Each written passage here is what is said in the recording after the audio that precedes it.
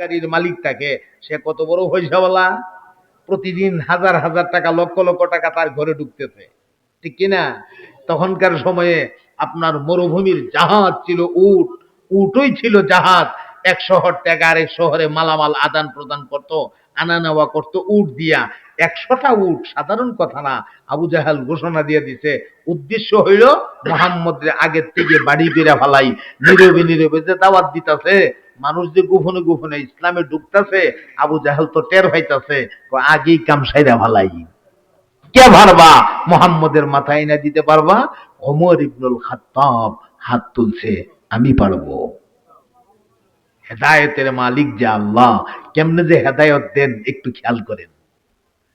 হাত তুলছে, আমি পারবো। পারবা? বলে হ্যাঁ পারবো। তাহলে যাও। আমার মুহতারাম ভাইরা, ওমর ইবনুল খাত্তাব এক হাতে তলোয়ার আর এক হাতে একটা ডোলা, ব্যাগ অথবা ফাইসা বোঝার জন্য বর্তমান আধুনিক জমানার ভাষায় বলি একটা ব্যাগ, মাথাটা আনবার লাগে একটা ব্যাগ লইছে হাতের মধ্যে। এক হাতের মধ্যে তলোয়ার, আরেক হাতের মধ্যে একটা ব্যাগ লইয়া ভর দিছে। আমার নবী পাকের মাথাটা আইনা ফেলবে, আমার নবীর মাথা মোবারক গর্দান থেকে আলাদা করে ফেলবে।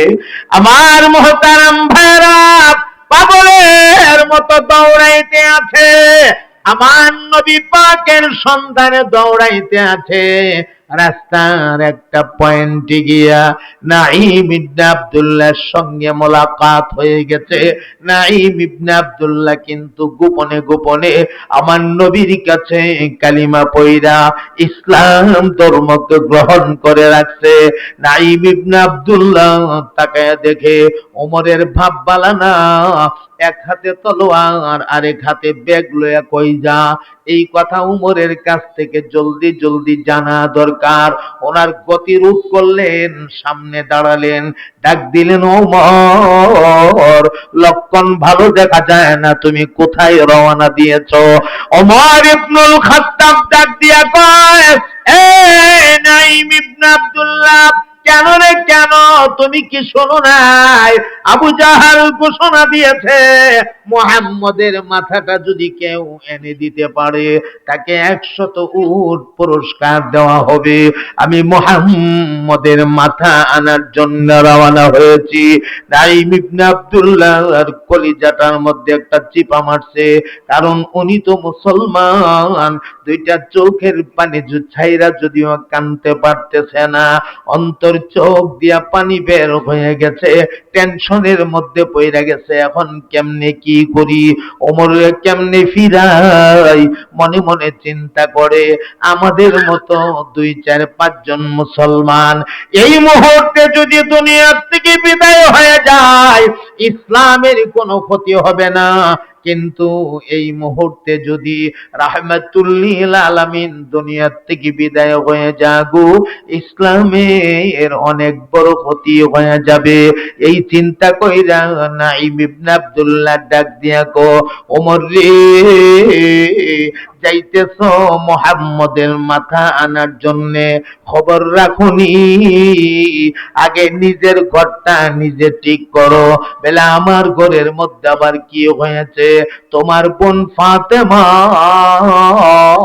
ওমরের একটা বোনের নাম ছিল ফাতেমা, তোমার বোন ফাতেমা এবং তোমার ভগ্নিপতি কালিমা পড়ে মুসলমান হয়ে গেছে। উমর ডাক দিয়া কয়, রে নাঈম, কোন খবর শোনাইলে? মুহাম্মদের মাথা আনতে রওনা দিয়েছি, এখন দি তোর কথাই দেখা যা আমার ঘরের ভেতরই বেজাল, তাহলে আগে ঘরটা ফাইসালা করা দরকার। যাইতে ছিল এই দিকে, রাস্তার মোড় গোড়ায় রওনা দিছে বোনের বাড়ির দিকে। আল্লাহু আকবার। এই সময় বোনের ঘরের ভেতরে একজন কারি সাহেব সাহাবী ওমরের বোন ফাতেমা এবং তার ভগ্নিপতিকে আল্লাহর কোরআনুল কারীমের তালিম দিতেছিলেন, তালিম। ওমর দৌড়াইয়া ফাতেমার বাড়িতে গেলেন, ঘরের দরজা লক করা, গিয়া দেখে দরজা বন্ধ করা। আমার মুহতারাম দোস্ত, ঘরের দরজার কাছে গিয়া কানটা লাগানি মাত্রই শুনে গো, ঘরের ভেতর থেকে আল্লাহ পাকের কোরআনুল কারীমের তেলাওয়াতের আওয়াজ আসতেছে।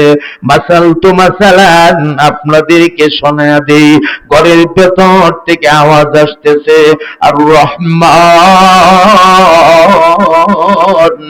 আল্লামাল কুরআন খালাকাল ইনসান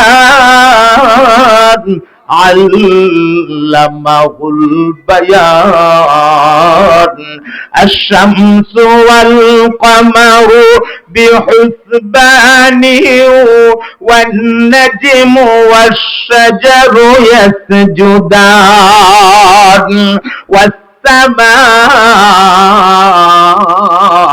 رفعها ووضع الميزان ألا تطغوا في الميزان وأقيموا الوزن بالقسط ولا تخسروا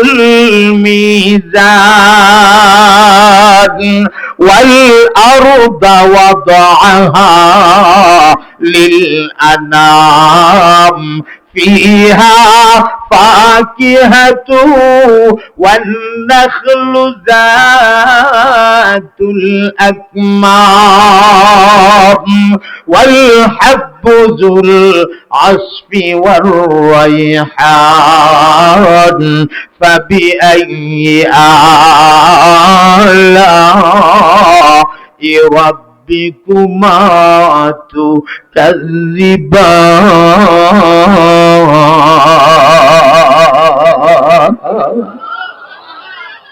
আমার কলিজার টুকরা বন্ধুরে, যেই মাত্র ওমরের কানে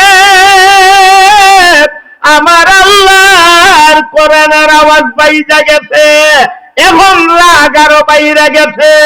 কথা তো সত্য, নাঈম ইবনে আব্দুল্লাহ যা বলছিল কথা তো সত্য, ঘরের ভেতর থেকে কোরআনের আওয়াজ বের হয়ে আসতেছে। এমনি রাগাম্বিত হইয়া ঘরের দরজায় জোরে জোরে আঘাত করতে লাগলো। ফাতেমা জলদি জলদি দরজা খোলো। ফাতেমা তো জানে ভাইটা যে কোন ধরনের, ভাইয়ের মেজাজ মর্জি সবই তো জানে। ফাতেমা ওই যে কারি সাহেব কোরআনুল কারীমের তালিম দিতেছিলেন, কারি সাহেবের ডাক দিয়া কয়, হে কারি সাহেব, আপনি আমাদের বাড়ির মেহমান, আমার ভাইটা ভালো না, আপনাকে যদি কোনো আঘাত করে আমরা সহ্য করে নিতে পারবো না, আপনি দয়া কইরা কোরআন শরীফ কাট নিয়ে একটু দয়া কইরা লুকায়া যান। ওই যে উস্তাদ কোরআন শরীফ কাট নিয়ে লুকায়া গেছে। আমার ভাই, এখনকার সময়ের মতো তখনকার সময়ে কোরআন শরীফ এত সুন্দর করে বাইন্ডিং করা ছিল না। গাছের পাতা, গাছের চাল, এরপরে পশুর চামড়া, এগুলোর ভেতরে কোরআনকে সংরক্ষণ করা হইতো। ওই যে কারি সাহেব কোরআনুল কারীমের পাতাগুলি লইয়া টুকায়া টাকায়া একসাথে কইরা ঘরের কোনায় গিয়া লুকায়া গেছে। একটা পাতা পয়রা রইছে, এখানে ওনার খবর নাই।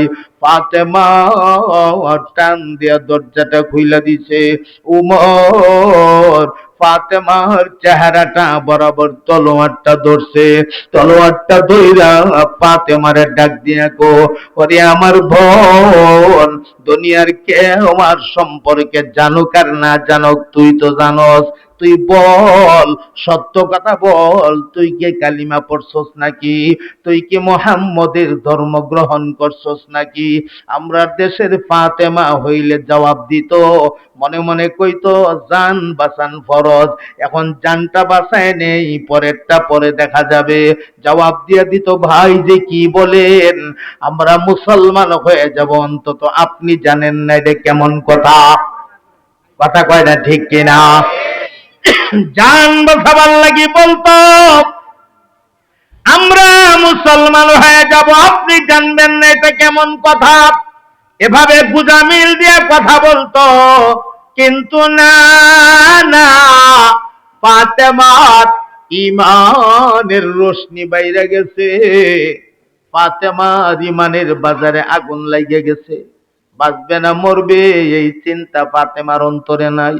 ফাতেমা পরিষ্কার জানায় দিছে, ভাই রে, আপনি যা শুনেছেন সত্যি শুনেছেন, আমি কালিমা পড়েছি আমার স্বামীর লয়া, আমরা মুসলমান হয়ে গেছি, রহমতে আলম নবীর হাতে আমরা বায়াত গ্রহণ করে ফেলেছি। এমনি ওমর রাগান্বিত হইয়া তলোয়ারটা দেখায়া দেখায়া কো, ফাতেমা এখনো সময় আছে, এ মুহাম্মদের ধর্মটা ছাইরা দে, বাঁচতে যদি চাস, আর যদি না ছাড়বে এই মুহূর্তে তোর দুনিয়ার থেকে বিদায় করে দেওয়া হবে। আমার ভাই, ঈমানওয়ালাদের ঈমানের তাকাজা কি জিনিস দেখেন। ঈমানের তাকাজা হইল, ঈমানওয়ালা জীবন দিতে পারে লেকিন ঈমান ছাড়তে পারে না। ঈমানওয়ালা জীবন দিতে পারে লেকিন আল্লাহকে ছাড়তে পারে না। ঈমানওয়ালা জীবন দিতে পারে, নবী ছাড়তে পারে না, কোরআন ছাড়তে পারে না। ফাতেমা ঈমানের বলে ভলসিয়ান হয়ে জবাব দিয়া দিছে, ওগো আমার ভাই, আপনি কি মনে করেছেন এই সামান্য একটা তলোয়ারের ভয় দেখাইলে আমি আমার ঈমান আর ইসলাম আল্লাহকে ছেড়ে দিব? ডাক দিয়া বললেন, হ্যাঁ আমার ভাই, আমি কেমন শক্তিশালী মালিকরে গ্রহণ করেছি আপনি জানেন না গো ভাই, কেমন নবীর হাতে বায়াত গ্রহণ করেছি আমার নবী সম্পর্কে জানা নাই।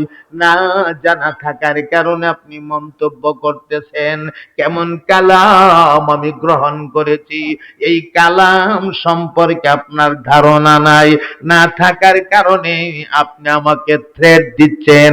আপনি জানেননি আমি কোরআন রে কত ভালোবাসা ফেলাইছি, আমার নবীর আমি কত ভালোবাসা ফেলাইছি, আমার মালিকরে আমার কলিজায় আমি কেমনে জায়গা দিছি রে ভাই। আমার মালিকের ভালোবাসা ছাড়া আর কোন ভালোবাসা দুনিয়ায় নাই। আমার মালিকের ভালোবাসা দিয়া আমার কয়দাক আমি বইরা বালাইছি। আপনি আমার তলোয়ারের ভয় দেখায় লাভ নাই, আপনার তলোয়ারের নিচে আমার জীবনটা দিয়ে দিতে পারি। আল্লাহর কসম, একটা মুহূর্তের জন্য আমার আল্লাহকে, আমার নবীকে আমি ছাড়তে পারি না।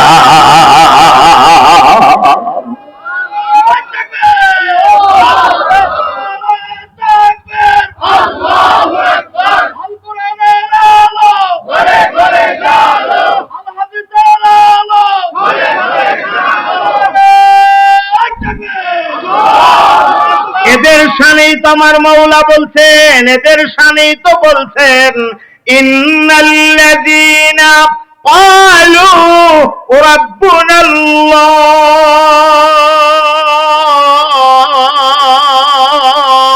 সুম্মা ইসতাকামু তাতানাজ্জালু আলাইহিমুল মালাইকা আল্লা তাখাফু ওয়ালা তাহজানু ওয়াবশিরু বিল জান্নাতিল্লাতী কুনতুম তুআদুন। রব্বুল রব্বুল আলামিন বলেন, যারা বলেছে আমার রব আল্লাহ, আমার রব কে ভাই? আল্লাহ।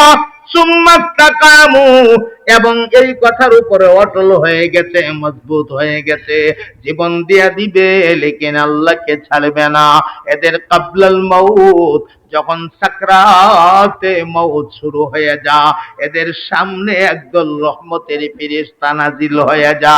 ওই ফেরেশতারা আল্লাহর বান্দারে ডাইকা ডাইকা কয়, আল্লাহ তাখাফু, ওরে ইমানদার তোমার কোনো ভয় নাই, ওয়ালা তাহজানু তোমার কোনো পেরেশানি নাই, ওয়াবশিরু বিল জান্নাতিল্লাতী কুনতুম তুআদুন, আমরা এসেছি তোমার কাছে আল্লাহর ওয়াদাকৃত জান্নাতের সুসংবাদ দেওয়ার জন্য। এজন্য আমার মুহতারাম দোস্ত, কুল্লু নাফসিন যায়িকাতুল মাউত বলা হয়েছে, প্রতিটা মানুষ মৌতের পেয়ালা পান করবে। আপনারা উলামা হযরতদের কাছ থেকে শুনেন, নেককার আল্লাহওয়ালা যারা, এদের মরণের কোনো কষ্ট হবে না। এটা উলামারা আপনাদেরকে সহজ ভাষায় বুঝাইতে গিয়া এক কথায় বিষয়টা জানায়া দে। এটার মূল অর্থ, সাকরাতে মউতের কষ্ট হবে না এমন কোন মানুষ নাই, সকলেরই হবে। সাকরাতে মউতের কষ্ট সবাইরই হবে, আল্লাহ ওয়ালারও হবে। তবে আল্লাহ ওয়ালা এই কষ্টটা কোনো টের পাবে না। কেন টের পাবে না বা কেমনে টের পাবে না, এর একটা উদাহরণ শুনেন। এক বেচারা জালমুড়ি জালমুড়ি চোখ দিয়া নাক দিয়া পানি পড়ে, একদিকে আবার খাওয়া তো আছে আরেকদিকে। আরেকজনে জিগা, ওরে ভাই এত কষ্ট করে জালমুড়ি খাও, চোখে দা পানি পড়ে, নাকে দা পানি পড়ে, তারপরও খাও কেন? বলে খাই মজা যে লাগে, ওই মজার কারণে চোখের পানি নাকের পানি যে পড়ে এই কথা অনুভব করতে পারে না, তার পায় না। আল্লাহ ওয়ালারা যারা সাকরাতে মউত যখন শুরু হয়ে যায়, এমনি তারা দেখতে থাকে আমার আল্লাহ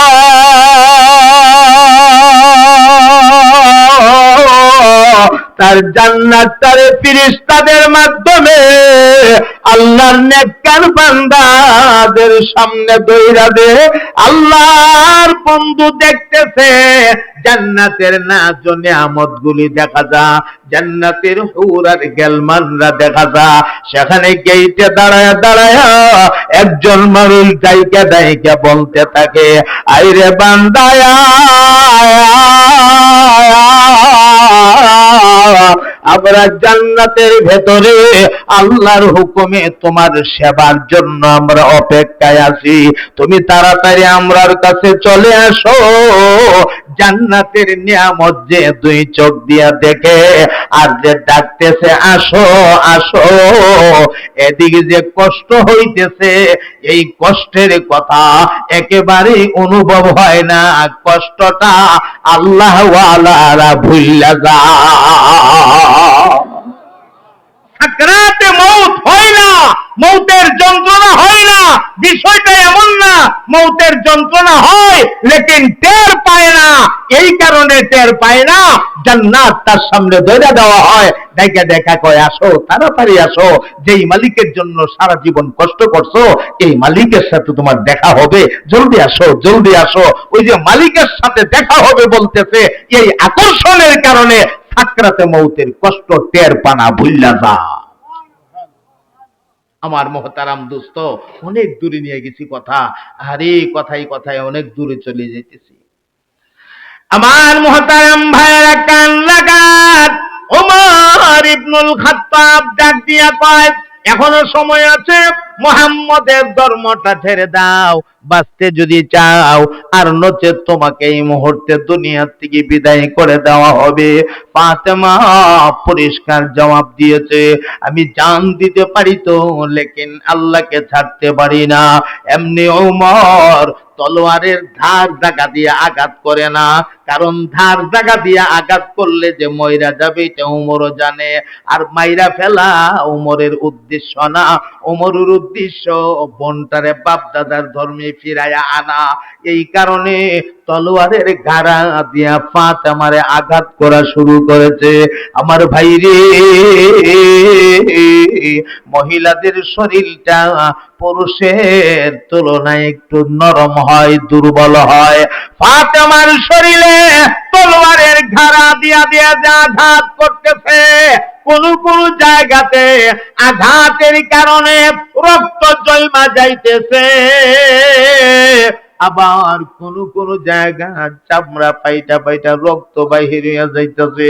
ফাতেমা ব্যথার সহ্য করতে পারে না, জমিনে পইরা গলা কাটা মুরগিটার মতো ছটপট ছটপট করতেছে। ওমর বারবার কয় এখনো সময় আছে, মোহাম্মদের ধর্মটা চাইরা দে। ফাতেমা পরিষ্কার জবাব দে, না না না, আমার মাইরা পালাও রে ভাই, আমি মরতে রাজি, আমার নবীরে ছাড়তে রাজি না, আমি মরতে রাজি, আমি কালামুল্লাহ ছাড়তে রাজি না। হঠাৎ করে ওমরের নজরে পড়ল ওই যে কোরআন শরীফের একটা পাতা, পাতাটা যে মাটিতে পইরা রইছে, এই পাতাটা ওমরে হাত দিয়া ধরার জন্য হাতটা সামনে বাড়াইছে। ফাতেমা ওমরের হাতটারে টান দিয়া সরাইয়া দিছে। লা ইয়ামাসসুহু ইল্লাল মুতাহহারুন, আমার আল্লাহর কালাম অপবিত্র অবস্থায় ধরা চাওয়া যায় না, কয়া হাতটা সরাই দিছে। ওমর একটা দৌড় মারছে, কোন জিনিসের জন্য আমার বোনটা এত পাগল হইল, অবশ্যই আমাকে দেখা লাগবে। কুয়ার পাড়ে গিয়া গোসল কইরা আবার দৌড়াই আইসা ডাক দিয়া কয়, এ ফাতেমা, কোন কালামের লাগি এত পাগল হইলি রে, এত মার মারলাম তারপরেও কালাম চারস না, দে দে কালামের পাতাটা আমার হাতে দে। ওমরে পাতাটা হাতে নিয়ে তাকায়া দেখে আল্লাহর কোরআনের সূরাতুত তাহা থেকে কিছু আয়াত সম্বলিত।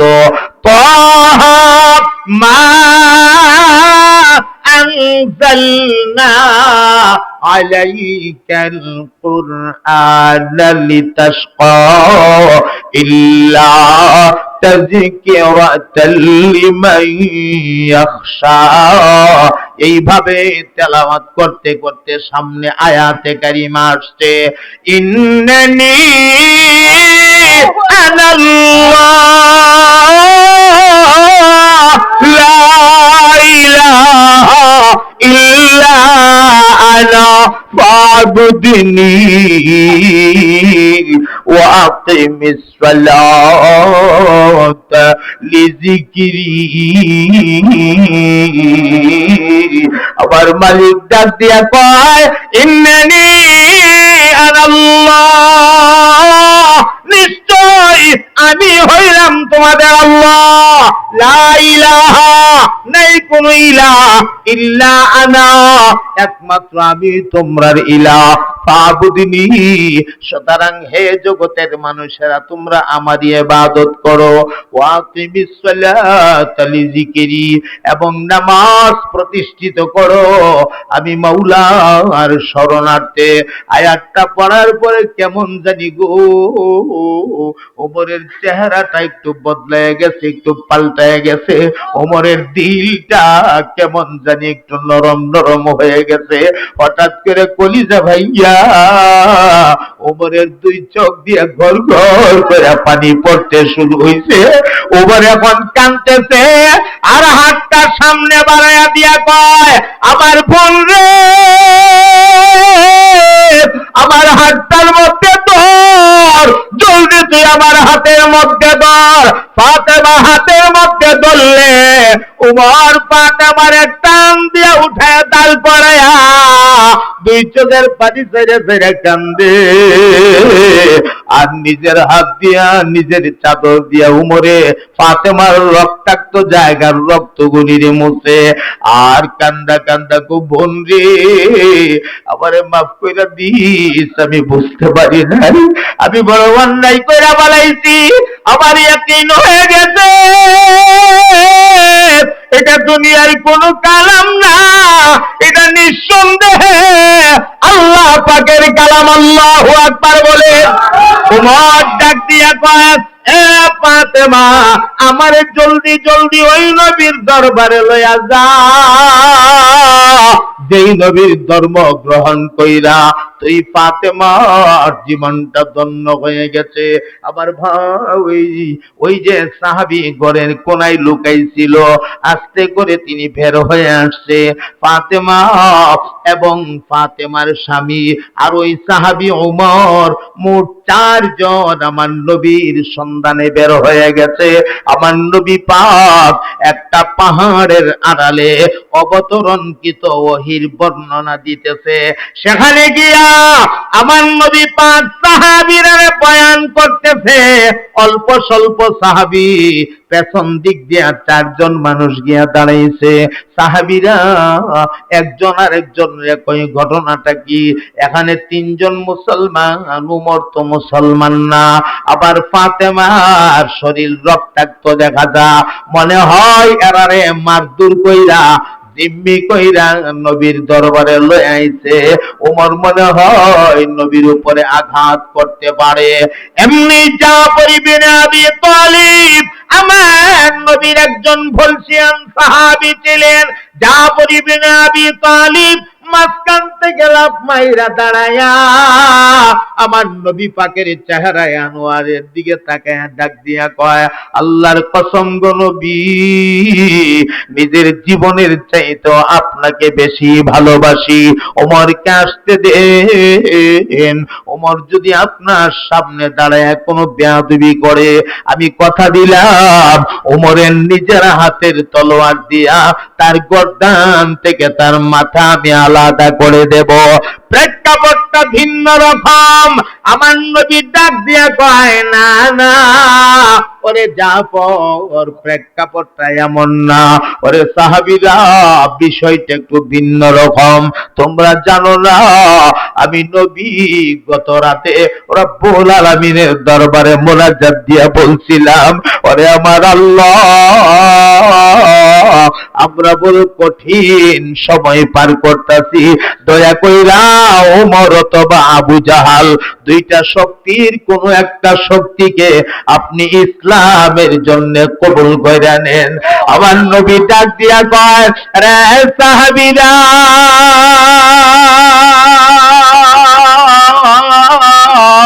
আমি নবীর মন সাক্ষী দিতেছে রে, ওমরকে মনে হয় আমার মাওলা কবুল করে নিছে। তোমরা রাস্তা খুলে দাও, ওমরকে আমি নবী পর্যন্ত আসার সুযোগ দিয়ে দাও। সাহাবীরা রাস্তা খুলে দিলে ওমর পাতলা পাতলা কয়েকটা কদম মাইরা নবীর দরবারে হাজির হইছে। প্রথমে তলোয়ারটা আমার নবী পাকের কদমের নিচে তলোয়ারটা জমা দিছে, মাটিতে রাখছে। 2টা হাত জোর কইরা দিয়া আমার নবী মায়াবী চেহারায় আনোয়ারের দিকে কলিজা বইরা তাকাইছে। ওমরের কলিজাটা ভাঙ্গিয়া যেন গড় গড় কইরা পানি বাইরে হইতে আছে। ওমর পানি বাইরে হইতে আছে, চোখ দিয়া কান্নার কারণে কথা বলতে পারে না। এরপরে ওমর কান্দার, গো নবী গো, আমি বুঝতে পারি নাই আবু জাহেলের সলা পরামর্শের কারণে এতদিন পর্যন্ত আপনাকে অনেক গালিগালাজ করেছি। ইয়া রাসূলুল্লাহ, আজকেও আপনার মাথা মোবারক নেওয়ার জন্য ঘর থেকে বের হয়েছিলাম। হুজুর, আপনি দয়া করে আমারে মাফ কইরা দেন। আমি কথা দিলাম আমি কালিমা পড়ব, আমি কথা দিলাম আমি মুসলমান হয়ে যাব। আমার নবী খুশি হইয়া হাত মোবারক সামনে বাড়াইয়া দিলে, ওমর হাতটা সামনে বাড়াইয়া দিছে।